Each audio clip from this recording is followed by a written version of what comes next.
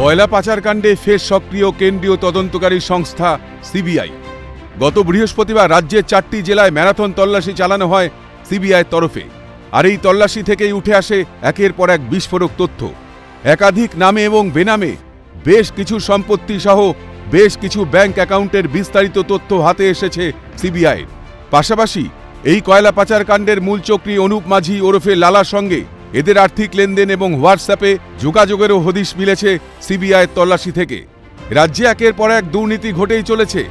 নিয়োগ দুর্নীতি থেকে রেশন দুর্নীতি, গরু পাচার কাণ্ড থেকে শুরু করে কয়লা পাচার কাণ্ড, সমস্ত জায়গায় শাসক দলের একাধিক নেতা মন্ত্রীর নাম জড়িয়েছে। জেলবন্দিও রয়েছেন অনেকে। শাসক দলে থাকার কারণেই নিজেদের প্রভাব খাটিয়ে মূলত কালো টাকা সাদা করার স্বার্থেই একের পর এক দুর্নীতির নতুন পন্থা অবলম্বন করেছেন তৃণমূলের একাধিক নেতা মন্ত্রীরা। আর এই কাজেই ব্যবহার করা হয়েছে লটারি ব্যবস্থাকেও। পাশাপাশি নামে বেনামে নগদ টাকা দিয়ে কোটি টাকা সম্পত্তির হদিশও পাওয়া গেছে কেন্দ্রীয় তদন্ত সংস্থার আধিকারিকদের হাতে। শাসক দলের এই একাধিক দুর্নীতির জাল কতদূর অবধি বিস্তৃত সেটা এখনো পুরোপুরি স্পষ্ট নয়।